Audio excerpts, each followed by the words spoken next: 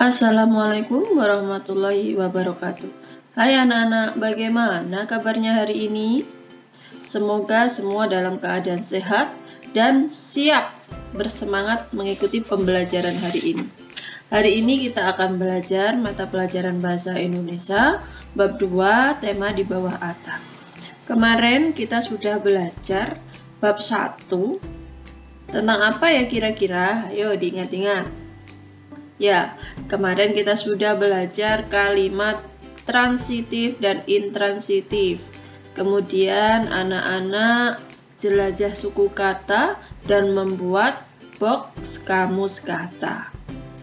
Dan hari ini kita bab 2 tema di bawah atap. Belajar apa ya kira-kira? Ayo simak. Tujuan pembelajaran hari ini yang pertama, siswa memahami isi teks yang dibacakan. Nanti Bu Elo akan membacakan sebuah cerita. Anak-anak menyimak dengan seksama. Di akhir cerita, nanti Bu Elo punya pertanyaan yang harus anak-anak jawab. Yang kedua, mengenali dan menggunakan awalan me sesuai kaidah bahasa Indonesia. Nah, anak-anak, ini Bu Elo punya gambar ilustrasi dari apa yang akan dibacakan sama Bu Elo. Jadi cerita yang akan dibacakan sama Bu Elo ini gambar ilustrasinya. Kira-kira cerita apa ya? Simak ya anak-anak dengan baik. Cerita ini berjudul Kepala Sukulen. Tigor suka menyiram tanaman karena Tigor suka bermain air. Dengan semprotan air di tangannya, Tigor dapat membuat hujan. Jika Tigor memutar kepala semprotan ke kanan, Tigor bisa menyemprotkan air lebih jauh. Jika Tigor memutar kepala semprotan ke kiri, air keluar seperti hujan gerimis. Kadang-kadang Tigor dapat melihat pelangi. Sayangnya, Molen tidak suka. Kucing yang suka membuntuti Tigor itu takut air. Begitu Tigor menyalakan keran, Molen segera kabur dan masuk rumah. Baiklah, Tigor bekerja sendiri saja. Rasanya Tigor ingin menyiram tanaman seharian, apalagi saat cuaca panas seperti ini. Tentu saja Inang tidak memperbolehkannya karena halaman akan menjadi becek. Kata Inang, menyiram tanaman secara berlebihan itu membuang-buang air. Itu tidak baik. Syur, Tigor bereaksi. Dari tanaman berbunga ungu di pojok kiri sampai pohon mangga besar di kanan, semua disiram Tigor. Tigor melakukannya secara sistematis agar tidak ada yang terlewat. Tigor hampir sampai di tanaman kecil-kecil punya Kak Tiur. Tiba-tiba, jangan, kemarin sudah. Tanaman ini bisa mati kalau sering disiram, kata Kak Tiur. Kenapa? Tigor heran sekali. Ini sukulen, lihat, daunnya tebal sekali. Ini untuk menyiram air, untuk menyimpan air. Kalau sering disiram, sukulen bisa membusuk. Kak Tiur menjelaskan. Sukulen. Aku baru tahu tanaman juga punya suku, sahut Tigor heran. Tigor tahu keluarga mereka bersuku Batak. Tigor dan Kak Tiur bermarga Siregar mengikuti marga bapak. Kita bersuku Batak dan bermarga Siregar. Tanaman ini bersukulen dan bermarga apa? Tanya Tigor. Kak Tiur tertawa. Hahaha, bukan begitu. Namanya memang sukulen, bukan karena punya suku. Tigor ikut tertawa. Seru juga seandainya tanaman juga punya suku. Ada suku mawar, suku mangga, suku anggrek, dan suku singkong.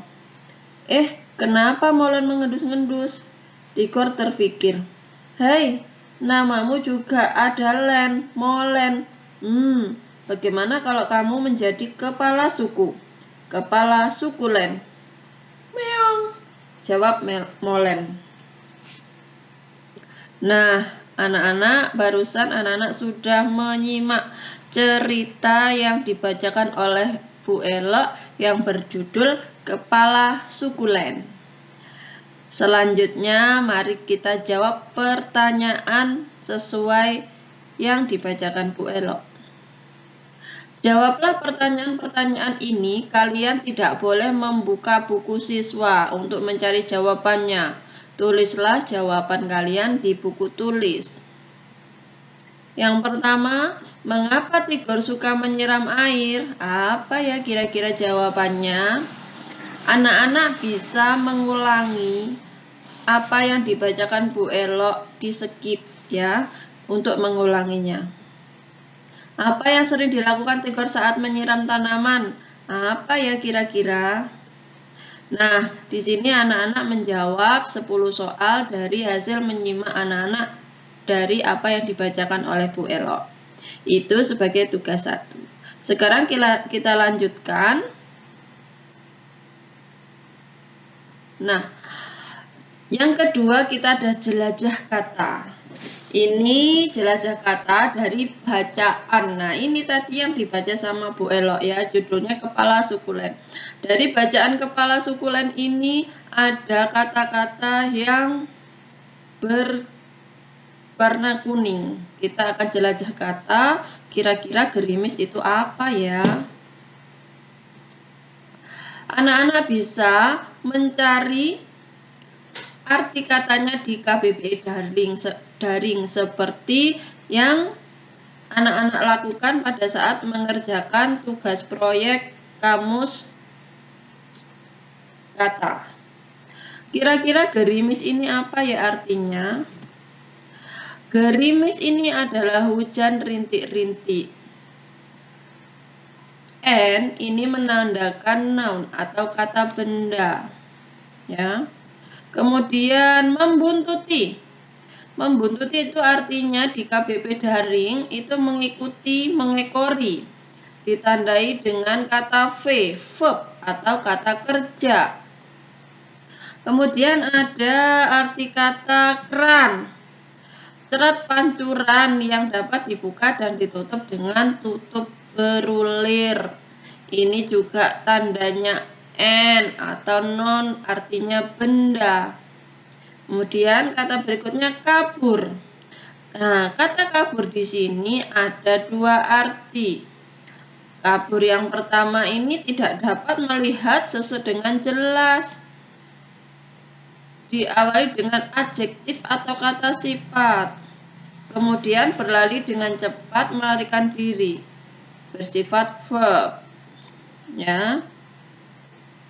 Dan di sini ada banyak kata-kata pada jelajah kata pada cerita Kepala Sukulen. Nanti anak-anak mencari satu-satu, dicari di KBP daring untuk mengerjakan tugas 2. Dengan membaca kata-kata di atas, kalian berlatih membaca kata dan membaca kata yang menjelaskan letak. Ya, ini jelajah kata tadi dari anak-anak sudah membaca dan yang ditandai warna kuning. Nanti anak-anak mencari di kamus KBP daring. Kemudian di sini ada anak-anak mencocokkan. Contohnya sukulen, sejenis tanaman berdaun tebal. Tadi Bu Elok sudah mencari keran. Keran apa ya kira-kira tadi ya? Tempat keluar air yang bisa dibuka dan ditutup. Nah, nanti anak-anak disambungkan seperti ini. Cari kata-kata yang paling mudah sampai yang paling sulit. Nanti anak-anak sambungkan seperti ini. Dan tulislah kata-kata ini menjadi kartu kata dan masukkan ke dalam box kamus kata anak-anak yang sudah buat. Itu tugas yang kedua. Sekarang kita ada jelajah kata yang kedua. Kata bermakna ganda. Coba perhatikan 2 kalimat berikut ini. Kalau tidak memakai kacamata, semua tampak kabur bagi Ruli. Yang kedua, begitu Tigor menyalakan keran, Melon, Molen segera kabur. Kata-katanya sama, membacanya kabur, bukan kebur, bukan kobur ya. Membacanya sama-sama kabur, tulisannya juga sama. Tapi artinya apakah sama? Tentu tidak. Mari kita lihat dari bagan berikut ini. Kabur. Arti yang pertama yaitu tidak dapat melihat sesuatu dengan jelas. Kurang terang, kurang jernih, ya. Kurang jelas. Arti yang kedua yaitu kabur artinya lari, berlari dengan cepat, melarikan diri. Kata satu, ucapan dan tulisannya sama, kata kabur ini itu merupakan kalimat homonim. Kata yang sama lafal dan ejaannya tetapi berbeda maknanya. Ya. Jadi kata kabur ini adalah kata homonim, kata yang sama lafal dan ejaannya tetapi berbeda maknanya. Yang satu ini kabur tidak jelas, kurang jelas dalam melihat. Yang pertama kabur berlari dengan cepat. Nah, carilah kata-kata tersebut, tuliskan di buku kalian. Kata-kata yang ada di dalam tabel berikut adalah contoh kata homonim. Jadi anak-anak nanti mencari kata homonim, arti pertama apa, arti kedua apa. Cari di kamus KBP daring atau minta bantuan orang tua. Bisa arti satu apa, bisa arti dua apa. Ini adalah kalimat homonim, itu sebagai tugas yang ketiga. Sekarang kita akan bahas bahasa.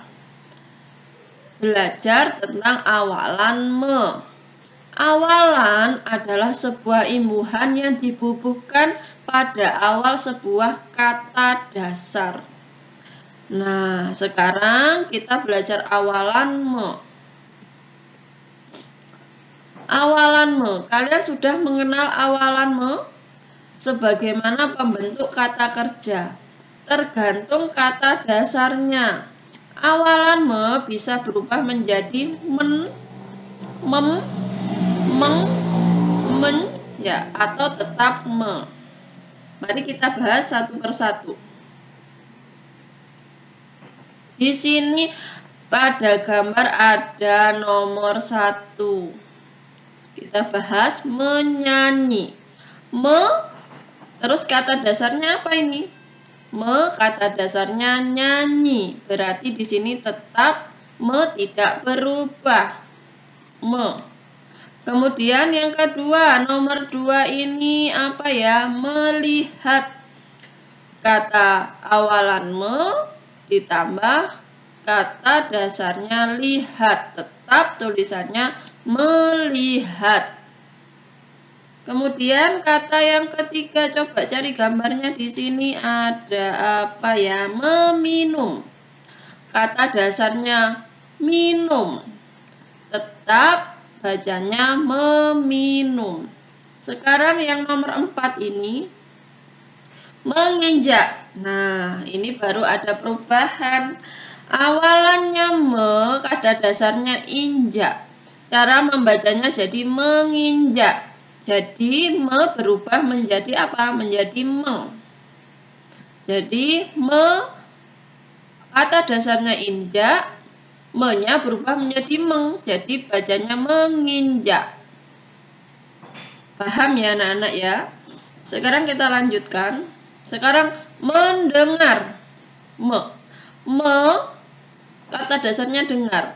Seharusnya mendengar, tetapi awalan me ini bisa berubah menjadi men.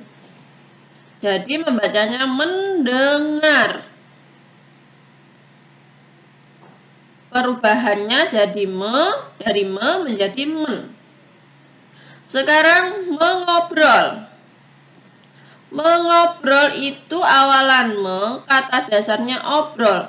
Seharusnya mengobrol. tetapi me-nya ini mengalami perubahan menjadi meng, ya. Jadi membacanya mengobrol, ini perubahannya dari me menjadi meng. Kemudian selanjutnya menulis. Ini maaf ya, ini kata dasarnya seharusnya tulis. Kata dasarnya tulis. T di sini mengalami peleburan atau luluh. Jadi membacanya menjadi menulis. Kata dasarnya tulis karena awalannya ini T-nya ini mengalami peleburan atau luluh, makanya dibaca menulis. Paham ya anak-anak ya? Sekarang yang nomor 8. Mefoto. Me di sini berubah menjadi mem. Bukan mefoto, tapi karena me-nya berubah menjadi mem, makanya berubah bacanya menjadi memfoto. Tahu perbedaan perubahannya ya anak-anak ya. Sekarang balok lanjutkan nomor 9. Membuka. Itu awalan me dengan kata dasarnya buka. Me di sini berubah menjadi mem. Akhirnya membacanya membuka. Sekarang kupas. Kupas. Di sini awalan me berubah menjadi meng, tetapi kata k ini mengalami luluh atau lebur, ya. Jadi di sini itu ini k ini luluh atau lebur. Jadi berubah menjadi mengupas. Jadi upah mengupas, ya. Tadi mana saja yang lebur ya? Ini tulis, kupas, ini yang lebur. Selanjutnya memegang. Mepegang. Me berubah menjadi meng dan karena awalannya ini P, ini juga mengalami peleburan atau luluh. Jadi memegang berubah menjadi bukan memegang tapi memegang, ya. Ini yang Bu Elok tandai bintang-bintang ini awalan kata dasarnya mengalami luluh atau peleburan menyatu dengan me yang di depan, ya. Nah, untuk lebih jelasnya ini Bu Elok punya tabel awalan. Tabel awalan me. Awalan me jika bertemu kata dasar L, M, N, R, W, Y itu tetap menjadi me, ya. Tetap menjadi me. Contohnya melihat. Dari awalan me dan lihat. Minum. Dari awalan me dan minum. Dan kata dasar minum. Ya. Terus menyanyi. Dari awalan me dan kata dasar nyanyi. Jadi kalau bertemu kata dasar yang awalannya L, M, N, R, W, dan Y, me-nya tetap menjadi me. Nah, sekarang selanjutnya awalan me yang berubah menjadi men. Jika bertemu kata dasar yang awal katanya C, D, J, T. Contoh, ini ya contoh. Contoh kata dasarnya. Karena bertemu awalan me, maka menjadi mencontoh. Ya. Dari me menjadi men, jadi mencontoh. Sekarang dengar. Kata dasar dengar berawalan D bertemu dengan awalan me berubah menjadi dengar. Nah, begitu juga yang C, jemput. Awalan me bertemu dengan kata dasar jemput, berubah menjadi menjemput. Ya. Sekarang tulis. Nah, ini ada tanda bintang. Kenapa ya? Tadi sudah dijelaskan sama Bu Elo. Awalan me bertemu kata dasar tulis, awalan T, maka akan berubah menjadi menulis. T, kata dasar awalan T ini mengalami luluh atau lebur, ya, luluh atau lebur. Jadi berubah menjadi menulis, menulis, T-nya hilang, menulis. Itu ya. Belok lanjutkan. Sekarang me yang berubah menjadi mem. Me yang berubah menjadi mem biasanya itu diikuti dengan kata dasar pada awalan B, F, P. Nah, ini ada tanda bintang lagi dan V. Ya. Yang pertama boleh contohkan buka. Awalan me dan kata dasarnya buka berubah menjadi membuka. Sekarang foto. Awalan me dengan kata dasar foto berubah menjadi memfoto. Sekarang di sini ada tanda bintang. Jangan lupa tadi tanda bintang yang dijelaskan Bu Elo. Awalan me bertemu dengan kata dasar pegang itu berubah menjadi memegang, bukan mempegang. Jadi kata awalan P ini mengalami luluh atau lebur. Jadi bukan mempegang tapi memegang. Ya, pahami ini anak-anak ya. Ini banyak sekali yang sering salah. Termasuk Bu Elo sendiri kadang juga masih terkecoh. Ya. Sekarang kita awalan yang ini. Yang V, veto, memveto, me dengan kata dasar veto, memveto. Kemudian kita lanjutkan dari me menjadi meng.